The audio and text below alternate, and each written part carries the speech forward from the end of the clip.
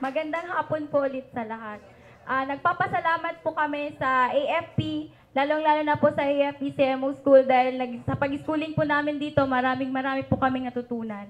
Lalo na po sa social media, sabi nga ni ma'am, yung mga natutunan po namin, magagamit po talaga namin sa pagbalik namin dun sa area of assignment namin. Kasi po, nasa Visayas po kami naka-base. Especially po kasi sa Visayas, pag halimbawa ganyan, may disaster po, text brigade lang ang ginagamit, wala pang social media. Meron kaming ginagamit na social media, yung Batingaw, pero hindi pa as in na i-cascade sa aming lahat. Ngayon po, sa pagbalik namin, isi-share din po namin doon sa mga kasama namin na pwede palang ganun. Kasi doon, pag halimbawa may mga pangyayari, yung mga kahit sunog or mga ano, kami yung nilalapitan ng mga tao kasi kami yung mas malapit sa mga tao. So sa ano po, malaki pong may tutulong nito kasi pag Twitter lang, hashtag, pwede nang mai-address doon sa kinauukulan kapag nababasa.